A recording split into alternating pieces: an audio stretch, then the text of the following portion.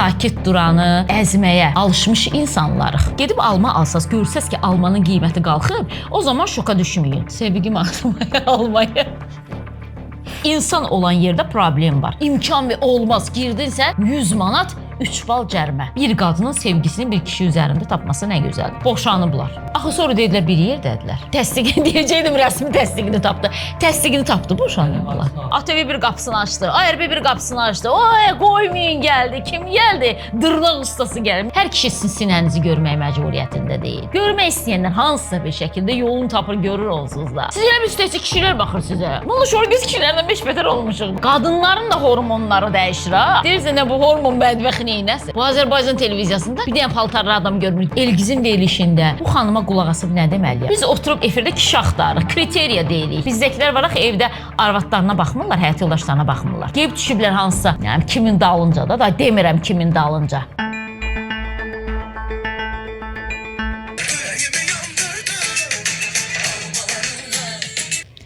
Deyirəm səndə nə kəramət varsa, trend olan alma, hələ qırmızısı da var. Almalarımızla gəlmişik. Baxın da, baxın görün, nədən danışacaq. Bugünkü mövzumuzu elə başlamaz istədim ki, almadan danışım. Meylim çəkir, yemək istəyirəm. Deyirəm ki, yox, sən son vaxtlar ən qiymətli qida növünə çevrilmisən. Deməli, Sumqayıt bu dəfə alma ilə məşhur oldu. Əslində, Samir Bədəlova da təşəkkür eləyə bilərik. Niyə? Çünki Samir Bədəlov hara aparırsan? Hara aparsam onu? Sənin deyil. Bu sənin deyil. Deməsəydi, günlərlə nə Sumqayıtdan söhbət gedəcəkdi, nə də ki, almadan danışılacaqdı. Demək, bizim elə bəzi insanlara bir him lazımdır. Bir balaca, işıq ucu göstərdin onlara. Və ondan sonra nə qədər istəyirsən qarşılarında dayanasan, dayana bilmirsən ki, dayana bilmirsən. Deyirsən, ay Adəm övladı, nə baş verdi? Nə olub? Əlində mikrofonu tuta bilən, tuta bilməyən Sumqayıtdan danışdı. Qələmi tuta bilən, tuta bilməyən Sumqayıtdan danışdı. Jurnalistikaya heç bir aidiyyatı olmayan da Sumqayıtdan danışdı. Məmur meyvə satanın haqqına girdi. Üzr istəyirəm, nə oldu? Məmur meyvə satanın haqqına girdi. Bağışlayın, hansı məmurdan danışırsınız? Samir Bədəlov heç olmasa almaya göz dikib. Bəs heç almaya da göz dikməyib. Bəs bizim başqa məmurlar nələrə göz dikir? Onlardan danışaq da. Vallahi də, billahi də bu ölkənin problemi alma deyil. Bu ölkənin problemi yağış yağan kimi dizə çıxan sudur. Çox sayda əhalinin yaşadığı yerlərdə kanalizasiya sisteminin olmamasıdır. Nə bilim, külək əsən kimi kənd yerlərində işıqların kəsilməsidir. İnternetin dirəklərinin olub özünün olmamasıdır. Məsələn, ayın əvvəlindən sonuna çatdıra bilmədiyimiz əmək haqqıdır. Bəyən bizim problemimiz elə bir almadır. Bir də ki, mən anlamadım. Həqiqətən də təkcə sizin dilinizlə desəm, Samir Bədəlovdur, sahibkarın haqqına girən. Sahibkarlara qarşı qanunsuz müdaxilənin aradan qaldırılması üçün dəfələrlə Prezident İlham Əliyev aidiyyatı qurumlara, xüsusən də məmurlara xəbərdarlıq edib. Böyük, kiçik, orta sahibkarların işinə əngəl yaratmaq olmaz. Çünki sahibkarlıq nə qədər ölkədə inkişaf etsə, bu o deməkdir ki, həm də bizim ölkəmizin iqtisadiyyatı dirçəlir. Yəni, söhbət almadan getmir. Necə deyərlər? Söhbət sosiskada deyil, söhbət vinimatelini olmaqdadır. Bu məsələdə amma vinimatelini ola bilmədik. Ya da ki, olmaq istəmədik. Axı biz həmişə daha sakit duranı əzməyə alışmış insanlarıq. Nə də olsa canımızda var da. Biri yıxılsın, üstündən tapdalayıb əzəcəyib. Bəlkə də yazıq yıxılandan sonra ayağa qalxacaqdı. Amma biz onu elə günə qoyuruq ki, adam özü arzulayır ki, Allahım, elə burada canımı al. Mən ayağa qalxmaq istəmirəm. Instagramı açdım, alma. Facebook'u açdım, yenə alma. YouTube'u açdım, yenə alma. TikTok'da ümumiyyətlə necə deyərlər, dağılır. Sabah əgər gedib alma alsaz, görsəz ki, almanın qiyməti qalxıb, o zaman şoka düşməyin. Çünki bir almaya təriflər deməyə başlamışıq ki, gəl görəsən, yenə də deyirəm, elə ki, dərdimiz, sərimiz almadır. Almadan başqa problemimiz yoxdur. Təbii ki, dünyanın hər yerində problem var. Bizim də problemlərimiz olacaq. Ümumiyyətlə, insan olan yerdə problem var. Açığın deyim ki, elə problemi yaradan da özümüzün. Qərəzsiz jurnalist olduğuma görə, Sumqayıtda xüsusən də yaşadığıma görə, həmin ərazidə yaşadığıma görə Gözəl bilirəm ki, orada proseslər necə gedir. And olsun atamın yatdığı torpağa ki, uyuduğu torpağa ki, heç kimdən bir qəpik almamışam. Ümumiyyətlə, pul alsam belə heç danışa da bilmərəm. O zaman görərsiniz ki, hə, bu sifarişli danışıqdır. Kimsə istəyir də, kimdənsə pul alsın, onu bəy tərif eyləsin. Ay bəy, toyun mübarək, gəlin, toyun mübarək, gəlsin, xalat versin, bəyin əmsi. Nəysə də belə. Bilirsən də kimin qələmindən nə çıxırsa, kimisə tərifləyirsə, o tərifin arxasında nə iyi gəlir? Dollar iyi gəlirmi? Manat iyi gəlirmi? Avro iyi gəlirmi? Və yaxud da ki, İran pulunun. Amma İran pulu ilə versələr, onda kisə ilə daşımaq lazımdır deyirlər axı ki, İran pulunu 5 manat verirsən ki, onu çevirəsən İran puluna, sən kisə ilə pul verirlər. Nəysə ki, yəni sözümün canı almadı da, apardılar Sumqayıtda tanınan Elmarın Kruğuna, sonra təzdən bir də, Kruğuna yeri gəlmişkən dairəsinə, dilçilər söz vermişəm, sizə əziyyət verməyəcəm. Apardılar Elmarın dairəsinə, çünki ora Elmar dairəsi kimi məşhurdur. Apardılar Elmarın dairəsinə, fırlatdılar, gətirdilər, verdilər yenə də sahibinə. Bu çox böyüdüləsi məsələ deyil idi. Əsas məsələ alma ilə qidalanmaq məsələsidir. Yenə də deyirəm, günə bir alma yeyin. Sevgim almaya almaya. Onsuz da alma sevənəm. Samir bəydən sonra da xüsusi sevgim artıb. Sosial şəbəkələrdə başlıqlar. Rəqsanə İsmailovanın iddialı fotosesiyası. Girib baxıram ki, Rəqsanə İsmailovanı lütdəndirib qoyublar ortalığa. Yəni ortalığa dediyim, yəni çəkiliş eləyirlər, mərkəzdə dayanıb. Yəni bunu iddialı geyim. Axtarıram, iddia hardadır. Heç nə, ayaqlar sadəcə qalıb çöldə. Mən Rəqsanə xanımı xanım olaraq çox istəyirəm. Yəni gedən proseslərə uyğun şərhimi bildirmişəm, bu başqa. Amma şəxsinə deyəcəyim heç bir söz yoxdur. Çünki elə ilk vaxtlarından tanıdığım bir müğənnidir. Dəfələrlə də Sumqayıtda mən Dünya televiziyasında işləyəndə biz görüşmüşük Rəqsanə xanımla. Tez-tez də verilişlərə dəvət etmişik. Verilişlərimizə gəlib, gözəl, sevilən mahnılarından ifa eləyib. Rəqsanə xanımın mahnılarının əksəriyyəti sevilir və mənim özüm də bəzisini dinləyirəm. İndi burada o bəzilər kimi, Rəqsanəni dinləyirsən, vay. Mən elə deməyəcəm təbii ki, çünki mən dinləyirəm. Rəqsanə xanım, yəni o deyil səhnəni ələ almaqda mənə görə. Amma Aysun İsmailova daha gözəl səhnəni əlinə alır. Nəysə, söhbət səhnədən getmir. Sadəcə Rəqsanə İsmailovanın son vaxtlar etdirdiyi fotosesiyanı mən zərrə qədər ona yaraşdırmadım. Müxtəlif komment yazdılar onun da altında. Kəşke elə bu həmişə balon bankasını bağlayardı deyənlər də oldu. Ay Allah, bunlar özlərini niyə bugünə qoyurlar deyənlər də oldu. Bu görəsən heç güzgüdə özünə baxmırmı deyənlər də oldu. Müxtəlif şərhlər oldu bu ilə bağlı. Normaldır. Mənim də çox ciddi xəbərimə bir də görürsünüz elə şərh yazırlar ki, baxırsan ki, heç aidiyyatı yoxdur da. Yəni ona görə istənilən adamın istənilən yanaşması var bununla bağlı. Sözümün canı onda deyil. Sadəcə mən elə gəl ki, biz mövzu tapmayanda, Azərbaycan kütləvi informasiya vasitələrindən gedir söhbət.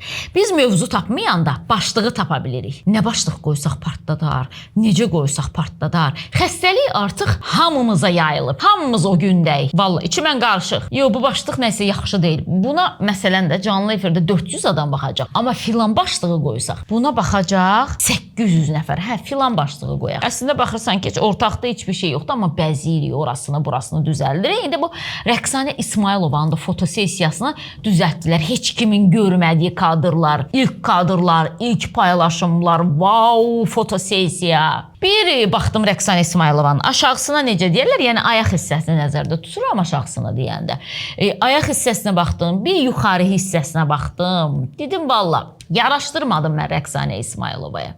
Həm də bilsiz gerçəkdən mən nəyi başa düşmürəm. Həqiqətən də gerçəkdən yox, dilçilərdən üzr istəyirəm. Həqiqətən bilsiz nəyi mən başa düşmürəm. Fazil müəllim o fotosesiyaya baxıb nə dedi? Mənim üçün həqiqətən maraqlıdır. Yəni nə deyə bilər? Həyatım, sən çox gözəl görsənirsən. Mən səninlə çox fəxr edirəm. Bax, bu çox gözəl bir iş idi. Boşanıblar. Axı sonra dedilər, bir yerdədilər. Təsdiq deyəcəkdim, rəsmi təsdiqini tapdı. Təsdiqini tapdı, boşanıblar. O atası deyil idi ki Aysunun. O Aysunun öz atası idi. Aysunun atası Rəqsanə İsmailovanın birinci əri. Aysunun atası. Sonra belə çıxdı ki ortalığa Aysunun adı da başqadır. Ayşə imiş. Ayşə dedi. Neysə. Hə, birinci övladı birinci ərindən,dir. Səhv eləmirəmsə, ikinci övladı ikinci ərindən,dir Rəqsanə İsmayılovanın. Orada bir səhv sala bilərəm. Fazil müəllimlə də səhv eləmirəmsə övladı var, amma boşanmayıblar, yox. Düzdür, onun boşanma xəbərini mən də verdim. Amma sonra məlum oldu ki, boşanmayıblar. Belə bir konsert verdi Rəqsanə İsmayılova ki, mənim sevgim də Fazil müəllimlə bitdi deyə konsertində bir açıqlaması oldu. Ondan sonra da elə xəbər başlıqları yazdı. Rəqsanə İsmayılova boşandı, Rəqsanə İsmayılova boşandı. Sonra da məlum oldu ki, yox, sadəcə elə onun sevgisi nə idisə Fazil müəllimdə dayandı. Yəni, əgər yollara ayrılsa da başqa bir kişini sevə bilməz bundan sonra. Səndən başqa heç kimi sevməyəcəm də, belə bir şey. Əslində çox gözəldir. Bir qadının sevgisini bir kişi üzərində tapması nə gözəldir. Hətta mən deyim ki, Rəqsanə İsmayılovaya sahiblənmək, onu evinin xanımı etmək üçün də, yəni bir kişi hünəri lazımdır. Hər kişinin işi deyil, bunu da deyim yeri gəlmişkən. Və ona görə deyirəm ki, çox maraqlı idi ki, Rəqsanə İsmayılovanın o fotosesiyasına Fazil müəllim nə deyə yanaşdı? Ayaq özü bilər. Ayağını çöldə qoyur, özü bilər. Sinəsini çöldə qoyur, özü bilər. Belə baş aşağı dayanır, oxuyur, özü bilər yenə də. Sizə nə var? Həqiqətən də mən bunu niyə danışıram acı? Mən nəyimə lazımdır? Kim ayağını açsın, kim sinəsini açsın? Lazımdır sən onsuz da problem başından aşır. Nə bilim vallahi çox iyi becər görsənir. Aygün Kazımova, başıma dönərəm sənin, hörmətli xalq artistimiz. Bu cəmaatı bir salmısan, sən oradan çıxanmırlar, hamısı. Bu bodini, vallahi elə geyinib çıxmırlar. Aygün Kazımova da geyinirsə, elə geyinib çıxmırlar da. Mən biləm. Bir də ki, öz əlinizi öz əllərinizə saxlayın da. Hər kişi axı sizin ayağınızı görmək məcburiyyətində deyil. Hər kişi sizin sinənizi görmək məcburiyyətində deyil. Görmək istəyənlər hansısa bir şəkildə yolunu tapır, görür onsuz da. Deyir, nə deyir? Keçin ədi sürü sağa qurban. Qoyun nədir? Sürü sağa qurban. İndi sürünü sizə qurban eləyənlər vardır. Nə çox qurbanlar. Siz onları qurban eləyirsiniz. Onlar da sizi qurban eləyir. Bari bizi qurban eləməyin. Vallahi mən qurban olmaq istəyirəm. Mən yaşamaq istəyirəm. Mən istəmirəm mən ürək xəstəliyinə düşüm. Siz elə bir üstəsi kişilər baxır sizə. Vallahi şorqız kişilərdən 5 beter olmuşuq biz. Otururuq belə. Görək bugün filan kəs efirə harasını açıb çıxacaq. Cəmaat dəyişir. Bunlar nə yeyirlər, nə içirlər. Siz dəyişdirirsiniz də. Qadınların da hormonları dəyişir ha. Adam nə qədər lüt ətcə bela,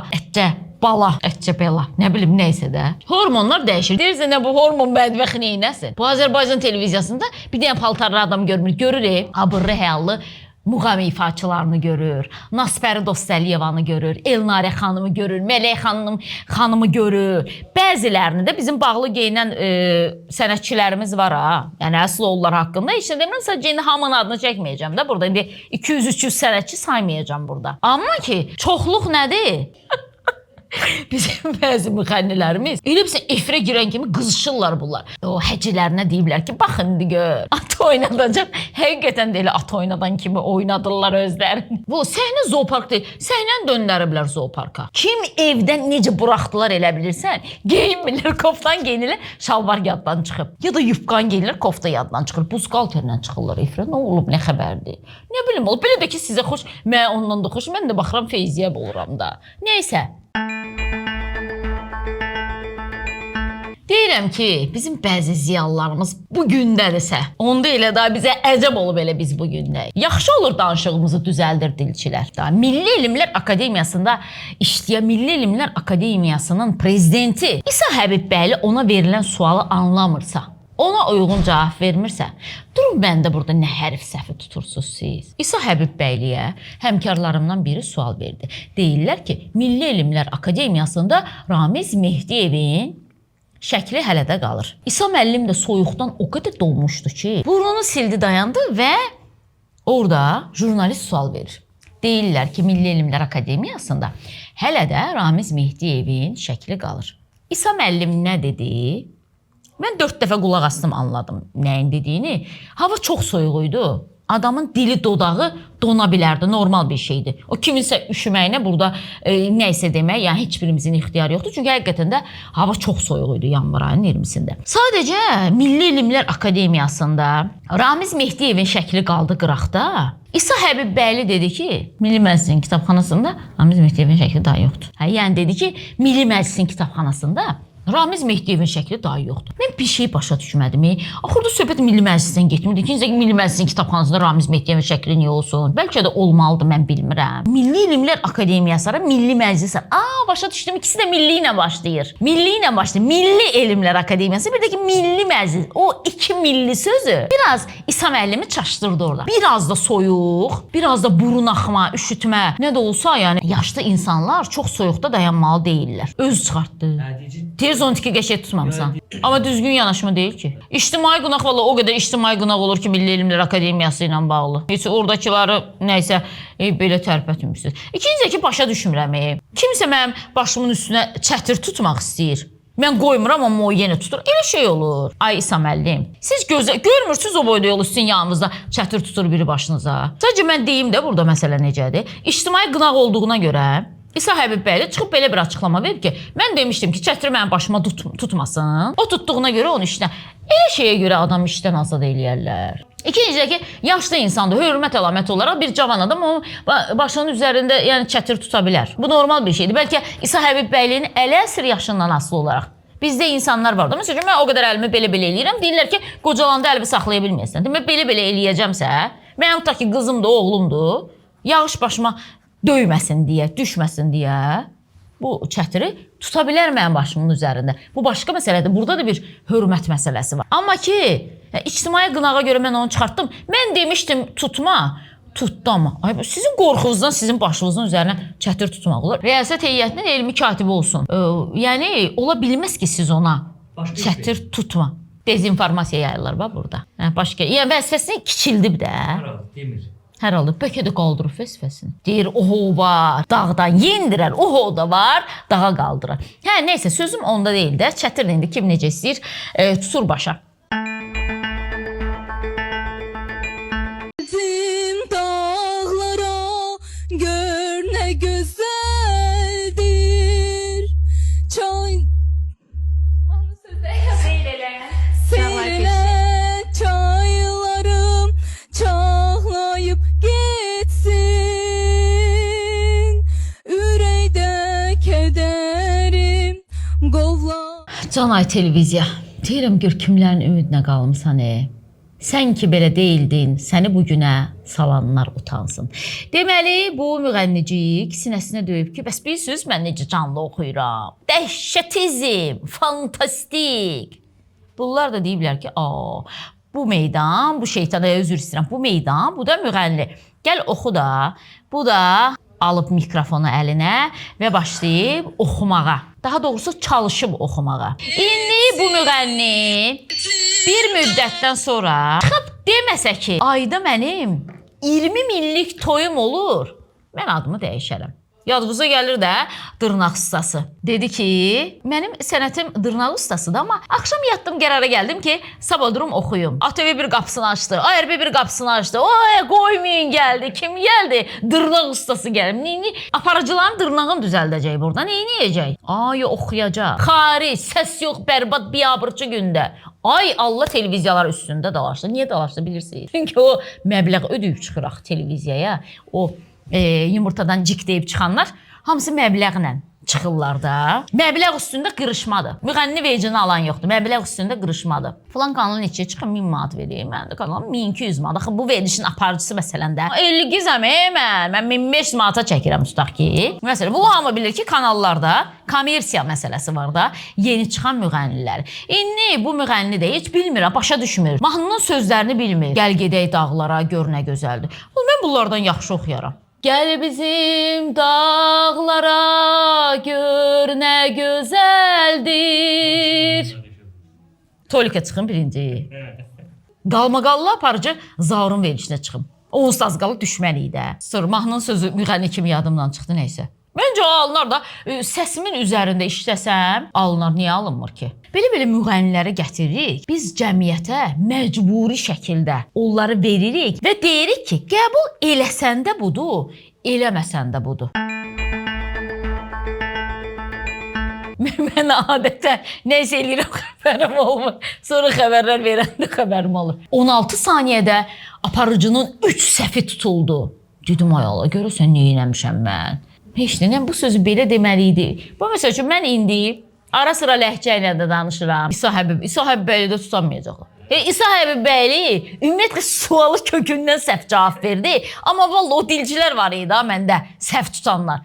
İsa Həbibbəylidən bir kəlmə demədi. Mənim kimlə nə işim var? Fəhlə adamam, səhər tezdən saat 6-ın yarısı yuxuda dururam. Saat 7-də. Düşdük çöllərə, işə gedirik. Buradan baxırıq, avtobus, zolağı bomboş. Ay Allah, adamın ürəyindən necə qara qanlar axır. İmkan olmaz, girdinsə 100 manat 3 bal cərimə. Mən cərimə ödəməkdən yorulmuşam, ay başa deyim. Adam nə qədər cərimə, aldığım maaşın yarısını cəriməyə verir. Maşına gəldi, avtobus zolağı zadı. Gecə yatanda da aynanı görürəm yuxuda. ARB TV-dən inciləri təqdim edirəm. Şəxsi həyatınızı qura bilmişsiniz? Hayır, ailəli olmamışam. Ailəli olmamışsınız. Ailəli olmam. Nəcəb? Bilirsiniz necədir? Gül kimi istedadım qızsan, var, qəşəng. Görünüşüm var. Kriteriyalarım da yüksəkdir. Nədir ki kriteriyalar? Zalda sakitçilik. Tam sakitçilik. Kriteriyalar təqdim olunur. Qulaq asırıq. Siz də diqqətlə dinləyin. Bəlkə ağzınıza uyğun gəldi kriteriyalar. Yəni ailə quracamsa əgər Sakit durun da, İlgiz deyir sakit durun. Aha. ilk öncə həmin insan mənə ev almalıdır. Hə. Yəni ailə quracağınız şəxs kriteriyalar budur ki, birinci evlənməmişdən elə ev almalı. Bəli, ilk növbədə ev almalıdır. Birinci kriteriya. Pullu qaqaşlara aiddir. Birinci kriteriya ev almaq. Qəşəng qızdır öz aramızda. Deyim, indi Ceyhun burada da göstərir onsuz. Paraleldə siz görürsünüz. Birinci kriteriya ev almaq. Keçirik ikinciyə. Evi sizə almalıdır, yoxsa birlikdə yaşayacaq? Yox, qonşumuz Fatma xalıya sualı. Ekspertin sualına bax. Evi sizə almalıdır, yoxsa ay qardaş kim almalıdır evi? Yox, kim ala bilər bu evi? Dəqiqləşdir. Hə, bir də deyir ki 10 yaş məndən böyük olmalı. Yox, öz aramızda sən daydaysan. Bu həyat yoldaşı teması da öyle ya. Bu daydaydı. Yeriniz olmalıdır. Yox, evi mənə Bəlkə oğlanın ev eşiyi var. Deməli qaynana ilə, qaynata ilə birlikdə Əsas tema. Xeyr, istəmirəm. Yox, mənə ev almalıdır deyil. Mən Öz adına, sizin adınıza. Bəli, mənim adıma ev almalıdır. Yüksək şəkildə. Ağıllı adamsan. Mebellər falan və toyumuza 2 gün qalmış bahalı bir maşın evin qabağında olmalıdır. Ölürəm ana, ölürəm ana. İndi mənim ağlıma bax. Sən ilk kriteriya salmalısan ki. Ceyhun, mən ciddi danışa bilməmizə xəbərim var. Yox, onsuz da ciddi olanda insanların çoxunu özümdən itələyirəm. Nəyə lazım? Nəysə, toya 2 gün qalmış maşın ardına qulaq asırıq. Kriteriya. Demək ev almalıdır, Yəni, işin olmalıdır. bilirsiniz necədir Elgiz? İlgizin ağzı şıqdadır. Ev 2 gündə qalmış. Gözəl, bahalı maşın. Həyətdə. Elgiz nidasını qoydu sonra. Çox istəyirəm ha sən Elgiz. Məhkəmə yazıda getməyə halım yoxdur. Sən Allah bəsdin görüm. Nə gözəl. Bilirsiniz Nə necədir? gözəl. Yəni, mən öz ayaqlarım üstündə dayanmışam. Öz çörək pulum. Vallahi. Xanım ayaqları üstündə dayana bilir sonra. Deməli bunu təqdim etməkdə məqsədim nədir? İndi deyəcəm ki, televiziyalarımız cəmaatı yoldan çıxardı, başlayacaqlar. Ay Allah. Kimlər zəng edib irad tutacaq da. Baxın, mən heç nə demirəm ki bunun üzərindən. Əksinə keyfim açıldı, danışdım, güldüm özümdə qəşəng. Amma ki biz nəyi təqdim edirik? Gözəl qız, kriteriyalarınız nədən ibarətdir? Qız da deyir. Bilirsiniz, mən öz ayaqlarımın üstündə dayana bilirəm. Mənim birinci kriteriya mənə ev almalıdır. İkinci kriteriyam toyuma 2 gün qalmış, bahalı maşın dayanmalıdır. Həyətdə Elgizə deyir. Sakit, bir dəqiqə sussun, sakit. Çox önəmli bir müzakirə gedir. Durduq sakit. Neyini girib boşana, kriteriya beynimizə girir. Televiziya təsir edir kütləyə. Və mənim sözümün canı həmişə bundan ibarətdir. Mən də əslində televiziyanın içərisindəyim. Mən sizdən düzəməlli deyiləm ki. Mən düzəməlliyəm ki, məsələn, mən elə söhbətlərə heç vaxt verilişimdə yer vermərəm də. Arvadım neçə gündür qaçıb. Kişi ölür, az qalır ki, saçlarını yolsun. Ay Allah, mən onsuz yaşaya bilmirəm. Zat nə bilim, nə. Ay Allah. Bizim Azərbaycan kişilərini belə vəziyyətə salmayın da. Ya neyini yalvaraq ayağınızın altında filanında ölək. Niyə bu qədər alçaldırsınız? Ana ilə oğlu aylarla döyüşdürürlər. Orada elə bilsən ki, ikisi bir-birinə düşməndir. Qırırlar bir-birlərini. Aparıcılar da deyir. Reyting. Bugün neçə reyting var? Bugün 8. Hamısı onu partlatdım. Füsiyoda da irad tutmuyor. Sadəcə bu veriliş sərbəst verilişdir deyə deyirəm. Deyir ki, vəssalam. 10 reytingim var. Bir ay Xoşqədəm Hidayət qızının verilişində otururlar. Bir ay Zaur Bəxşəliyevin verilişində otururlar. Ondan sonra gedirlər Lalə Azərtaşdan mədət ummağa. Yəni belə kanalları gəzirlər. Burada Fatih Tuman olmayıb, belə bilər ki, Tumanı orada hazırlayıb Fatih. Orada da olmayacaq. Çünki hamı reytinqə işləyir. İnanın ki, zərrə qədər sizin həyatınız maraqlı deyil o veriliş apardısına. Yəni o boyda dərdli, problemli adamların arxasınca düşəcəyi bu aparıcılar. Hər kəs öz verilişinə görə işləyir, hər kəs öz verilişinə görə çalışır. Bunu bir dəfəlik yadınızda saxlayın. Televiziyalarda çox populyar olan bir adam var. Bunun anonsunu verirəm sizə. Bir adam var. Və bizə Baxtaya müraciət edib ki, Səidə xanım, mənim başıma o sosial proqram aparıcılarının gətirdiyi elə şeylərdən danışacağım ki, siz şoka düşəcəksiniz də. Yəni, bu bir silkələmə olacaq, bu bir partlayış olacaq, zəlzələ effekti olacaq. Adamı ikinci ərindən də ayırıblar. Qurulan senariyə bax. Bu bədbəxtin qızı deyib ki, birincidən onsuz da ağzım bala batmamışdı, ikincini tapdı nətərsə. Bu ikincidən də ayrıblar. Hər şey yaxşı olacaq bizim dediyimiz kimi. Hər şey yaxşı olacaq bizim dediyimiz kimi. Elə. Şurada başa düşüb ki, ikinci də yoxdur yanında. Və salam, ikinci də belə getdi. Onu təqdim eləyəcəyik burada, Baxta kanalında. Yəni, onu demək istəyirəm ki, bizim televiziyaların sonuçda təqdim edəcəyi bundan ibarətdir. Və bəzi həmkarlarım məndən inciyir ki, bizim verilişlərimizi niyə elə eləyirsən? Mən indi Elgizin verilişində bu xanıma qulaq asıb nə deməliyəm? Nə gözəl kriteriyalarını deyirsən, əcəb eləyirsən, yaxşı eləyirsən, hər gün çıx, özün haqqında məlumat ver, qəşəng. Qoy, nə götürürük, nəyi təqdim eləyirik? Cəmaət hansı sürətlə inkişaf eləyirik? Biz oturub efirdə kişi axtarırıq, kriteriya deyirik. Efir, kişi axtarmaq yeri deyil. Düz deyə səsi onsuz da düşür də bunların dalınca gedir. Bu da deyir ki, vəssalam tutdum. Bizdəkilər var axı, evdə arvadlarına baxmırlar, həyat yoldaşlarına baxmırlar. Gelib düşüblər hansısa, yəni kimin dalınca da demirəm kimin dalınca. Arvada ikinci xalatı almır evdə dəyişmək üçün. Bu rent markaları geyindirir. Sögülüsünə. Kişilər də yoldan çıxardırsınız. Qadınlar da yoldan çıxardırsınız. Bəzi televiziya verilişləri. Konkret hədəfi bundan ibarət. Yenə deyirəm, deyən kimi də xətirlərinə dəyilir, inciyirlər. Valla mən bunun üzərindən durum nə şərh verim, yenə də deyirəm, deyim, yaxşı eləyir, əcəb eləyir, bacarana can qurban. Hə, deyirəm, yaxşı eləyir, əcəb eləyir, bacarana can qurban. Biz də bunu bacarırıq. Siz də baxın da.